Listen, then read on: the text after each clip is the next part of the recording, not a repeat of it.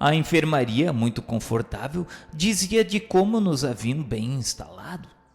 Existiam mesmo traços de arte e beleza naqueles portais de caixilhos azuis formados de substâncias polidas, como a porcelana, naqueles reposteiros de rendilhados também azuis, nas trepadeiras brancas que subiam pelos balcões, intrometendo-se adentro do terraço, como espionando nossas carantonhas dramáticas de réprobos colhidos em flagrante. De chofre, a voz de um enfermo, nosso companheiro, quebrou o silêncio da meditação em que mergulháramos o pensamento, externando as próprias impressões como se apenas para si falasse.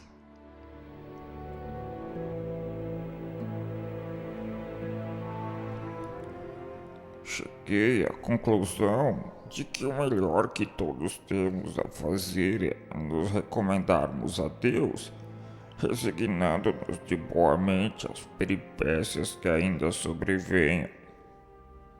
Para nada há valido desespero, senão para nos tornar ainda mais desgraçados. Tanta revolta e insensatez, e nada mais obtivemos a não ser o agravo das nossas já tão atrozes desgraças. Por aí se poderá ver que vimos escolhendo caminhos errados para os nossos destinos. É inegável, porém, que somos todos subordinados a uma direção maior que independe de nossa vontade. Isso é assaz significativo, pois não sei bem se morri, mas sinceramente acredito que não. A senhora, minha mãe, era pessoa simples, humilde, de poucas letras, mas boa devota à crença e ao respeito a Deus. Afirmava aos filhos com estranha convicção, quando os reunia ao pé da lareira, a fim de ensinar-lhes as orações da noite, de mistura com os princípios da lei cristã, que todas as criaturas trazem uma alma imortal, criada pelo Supremo e destinada à gloriosa redenção pelo amor de Jesus Cristo, e que dessa alma daríamos conta um dia ao Criador e Pai. Nunca mais desde então obtive ciência de um mais alto valor. Considero as aulas ministradas por minha mãe durante o serão da família superiores às que mais tarde aprendi na universidade. Infelizmente para mim, sorria a sabedoria materna, embrenhando-me pelos desvios das paixões mundanas. Contudo, ó minha mãe, eu aceitava a possibilidade da crença formosa que tentaste infundir em minha alma rebelde. Eu não fui propriamente ateu. Hoje, passados tantos anos e depois de tantos sofrimentos, colocado em situações que escapam à minha análise, eu me convenço de que a senhora, minha mãe, estava com a razão. Devo, sim, possuir uma alma realmente imortal. Escapa-se de um tiro de revólver e pode-se até restabelecer-se. Curamos da ingestão de um corrosivo, tais sejam as circunstâncias em que o tenho usado. Mas não se escapa de uma forca como a que destinei. E se estou aqui e se sofri tudo quanto sofri, sem conseguir aniquilar dentro de mim as potências da vida, é porque eu sou imortal. E se eu sou imortal é que possuo uma alma com efeito, porque quanto ao corpo humano, esse não é imortal, pois se consome no túmulo. E se possuo uma alma dotada da virtude da imortalidade, é que ela proveio de Deus, que é sempre eterno. Ó minha mãe, Tu dizias a verdade. Oh, meu Deus, tu existes. E eu a renegar-te sempre com meus atos, minhas paixões, meu descaso a tuas normas, minha indiferença criminosa aos teus princípios. Agora, eis que é soada a hora de prestar-te contas da alma que tu criaste, da minha alma. Eis que nada tenho a dizer-te, Senhor, senão que minhas paixões infelicitaram-na quando que determinastes ao criá-la, era que eu conduzisse obedientemente ao teu regaço de luz. Perdoa-me, Senhor Deus. Lágrimas abundantes misturaram-se a estertores de asfixia. Mas apesar de saberem a intensa amargura, já não traziam o macabro característico das convulsões que no vale as lágrimas provocam. Foi Mário Sobral quem falou. Mário tinha grandes olhos negros, cabeleira revolta, olhar alucinado.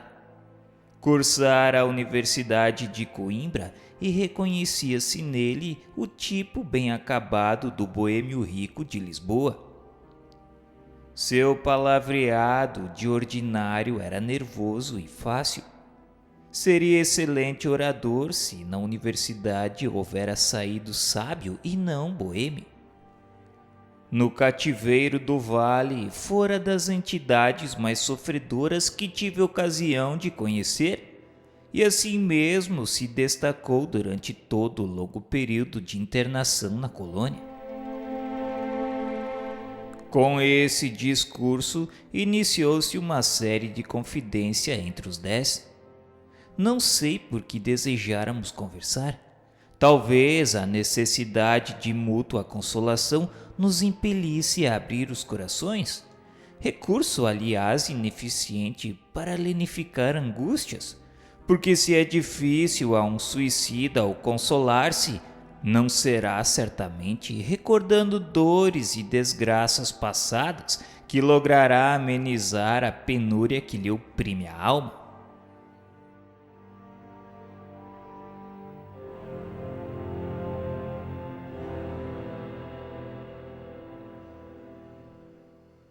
Tu és forte em dialética, amigo, e felicito-me pela progressão do modo de raciocinar. Não foi assim que eu tive a honra de te conhecer lá no vale? Também eu assim o creio e admiro a lógica das suas considerações, ó amigo Sobral. Esse era Jerônimo de Araújo Silveira, o mais impaciente e pretensioso entre os 10, mais incoerente e revoltado.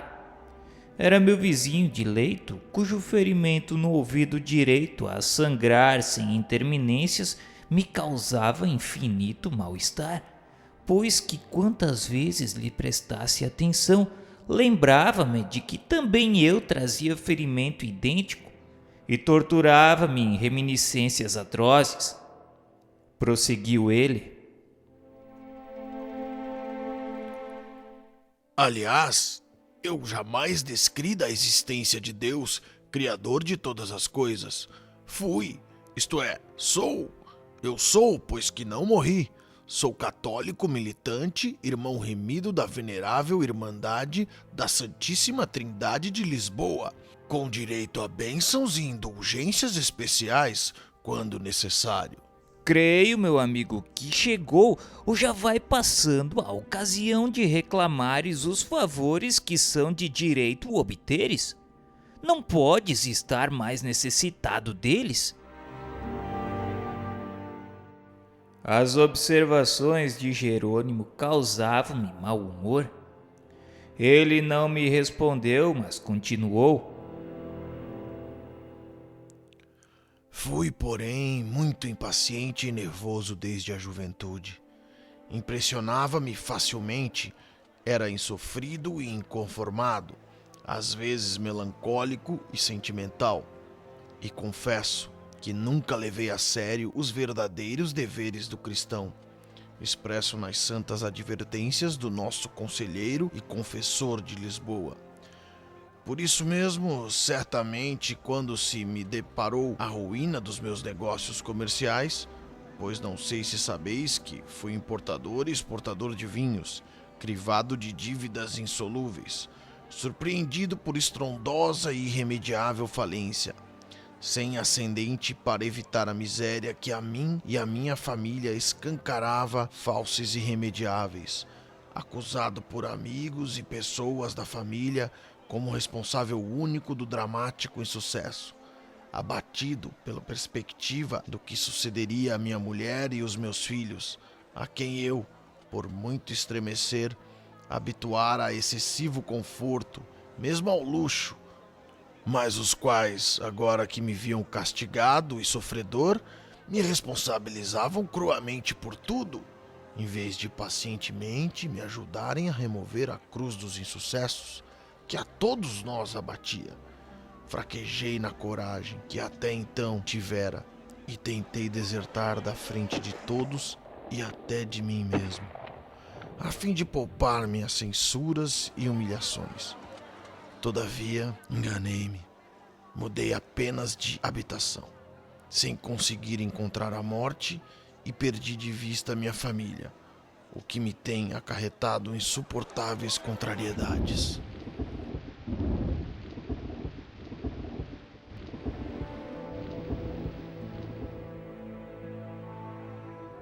Mário Sobral, na mesma tonalidade acabrunhada, como se não tivesse ouvido Jerônimo falar, começou a contar a sua desgraça.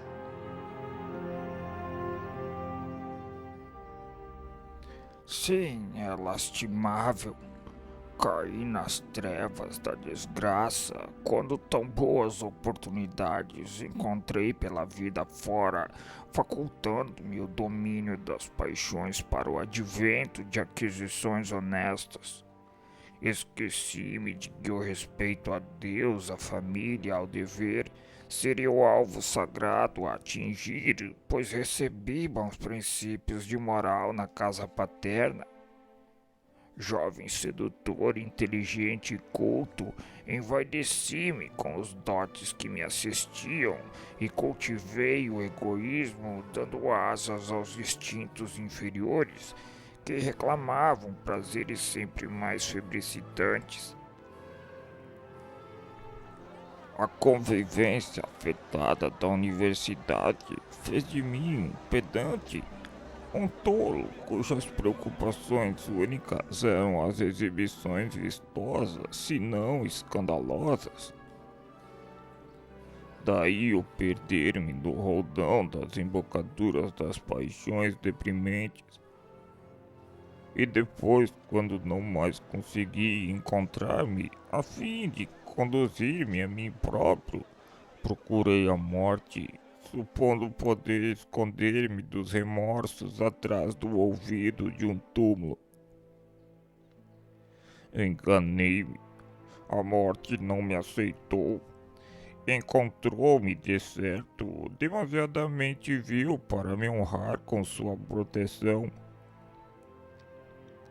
Por isso devolveu-me a vida quando o coveiro teve a honra de encobrir minha figura repulsiva da frente da luz do sol. Minha mãe, porém, essa sim não se enganou. Eu sou imortal. Jamais, jamais morrerei. Hei de existir por toda a consumação dos evos, em presença daquele que é o meu Criador. Sim, porque para sobreviver às desgraças que cruciaram o meu sentir desde a noite aziaga da primavera daquele ano de 1889, só um ser que seja imortal.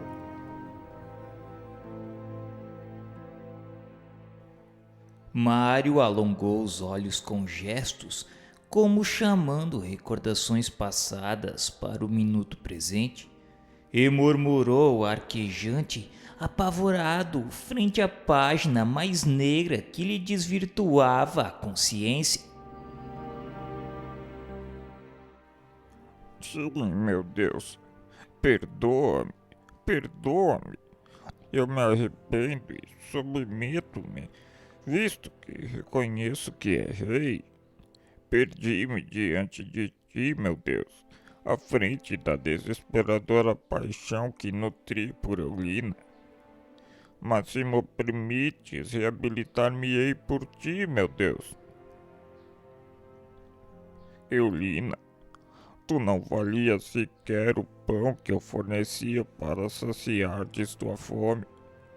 Contudo, eu te amava acima de todas as conveniências, a despeito até da própria honra. Eras pérfida e malvada. Eu, porém, inferior, devia ser ainda mais do que tu, porque casado, sendo minha esposa nobre e digna senhora, era pai de 3 inocentes criancinhas, às quais devia amor e proteção.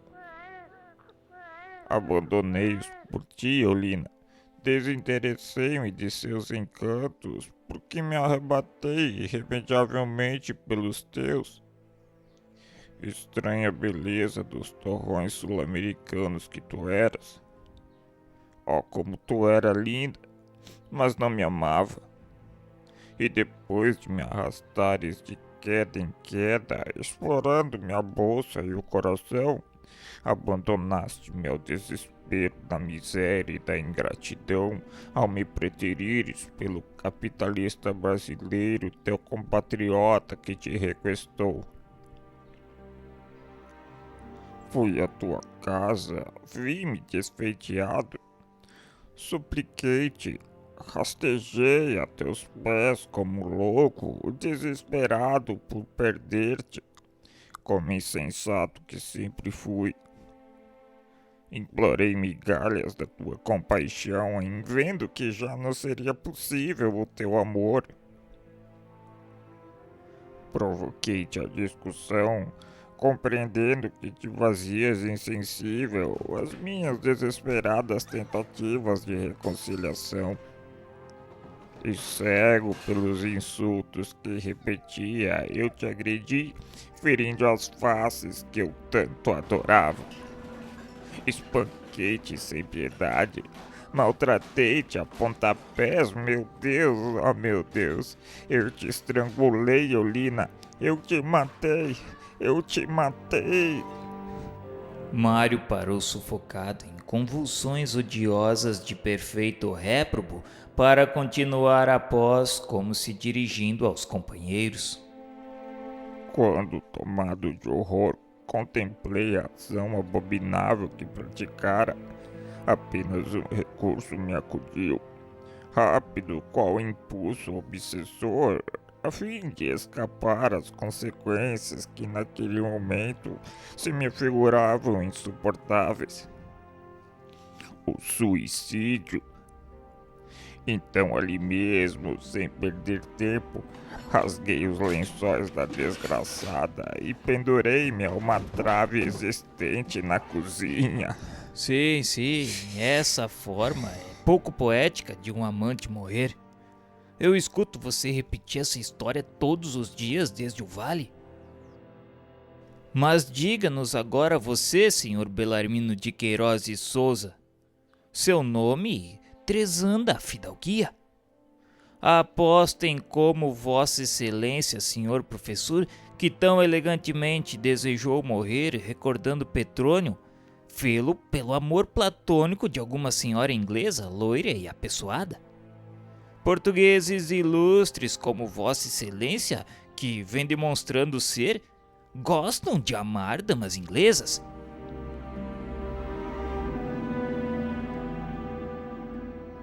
Até essa data, ainda me irritavam as atitudes do pobre comparsa do grande drama que eu também vivia. E sempre que houvesse oportunidade, ridicularizava-o, defeito muito do meu feitio e que muitos vexames e dissabores custou-me até corrigi-lo durante os serviços de reforma interior que ao meu caráter impus na pátria espiritual. Belarmino era alto e seco, muito elegante e fino de maneiras. Dizia-se rico e viajado, professor de dialética, de filosofia e matemática e poliglota. Cortejo respeitável para um só homem que se arraste na terra, não havia dúvida, mas que o não impedira de demorar-se mais o monóculo, o fraque e a bengala nas pocilgas do Vale Sinistro durante o interessante estágio que ali fizera por se haver suicidado. Isso mesmo lançara-lhe eu em face muitas vezes, mal-humorado ante a vaidosa enumeração que fazia dos variados cabedais próprios. O doutor, porém, porque era doutor, honorificado por mais de uma universidade, jamais revidou minhas impertinências. Polido, educado, sentimental, chegaria também à vera bondade de coração se a par de tão bonitos dotes não carregasse os defeitos do orgulho, do egoísmo, de a si mesmo endeusar por a todos se julgar superior. Ouvindo-me, não respondeu com agastamento, como sempre. Antes foi em tom macio, mesmo pesaroso, que se expandiu dirigindo-se a todos. Eu julgava sinceramente que o túmulo absolveria minha personalidade, transmudando-a à essência que se perderá nos abismos da natureza. Seria o nada. Eu era discípulo de Augusto Comte. A filosofia levou-me ao materialismo, ao mecanismo acidental das coisas, única explicação satisfatória que ao raciocínio pude oferecer diante das anomalias com que deparava a cada passo pela vida em fora, para me alarmar o coração e decepcionar a mente. Eu nutri sempre grande ternura e compaixão pelos homens, aos quais considerava irmãos de desgraça, pois para mim a vida era a expressão máxima de desgraça, embora deles procurasse afastar-me quando possível, temendo amá-los demasiadamente e, portanto, sofrer.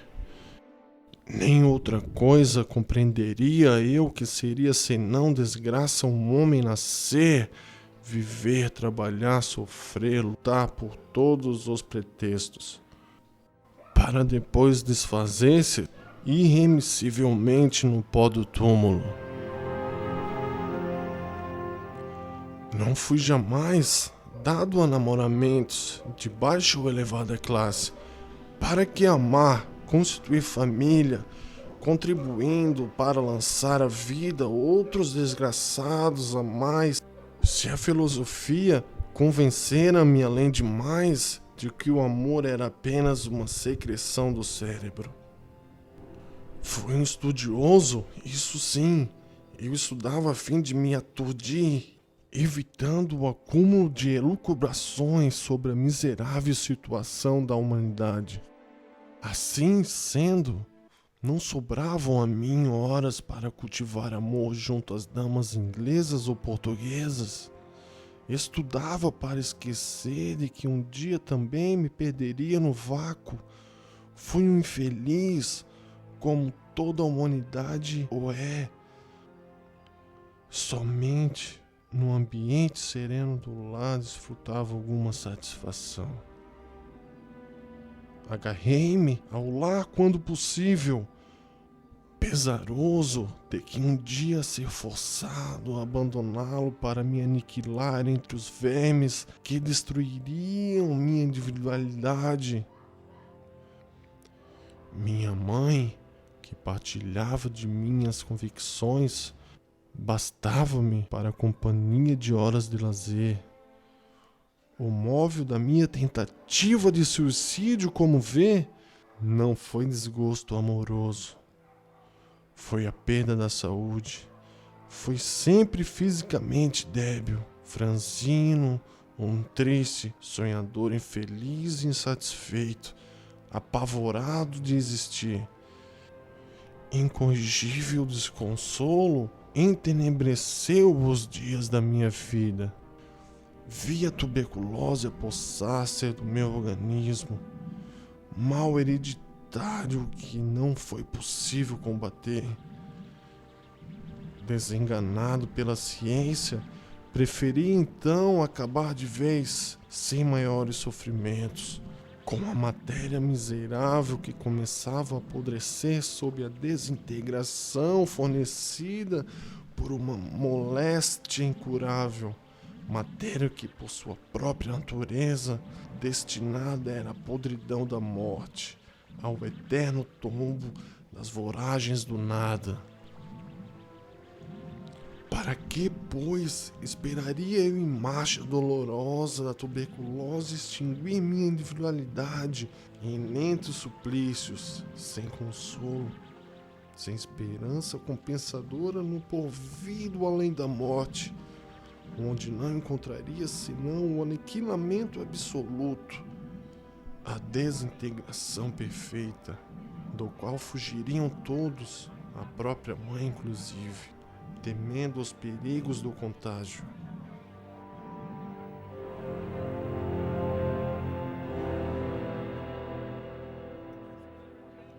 Morrer era a solução boa, muito lógica para quem, como eu, só via à frente um corpo aniquilado pela doença e a destruição absoluta do ser como desanimadoras expectativas.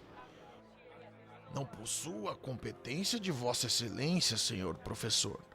Nem me será dado raciocinar com tanta finura.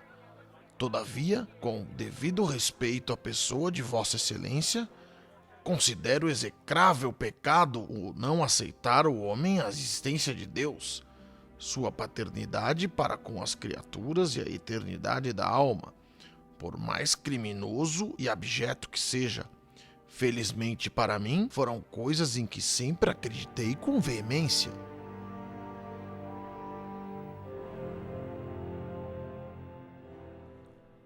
Jerônimo intrometeu-se com simplicidade, sem perceber a tese profunda que apresentava um ex-professor de dialética. O porquê, então, ele, acreditando e aceitando esse Deus, caiu nos caminhos torturosos e desesperadores do suicídio.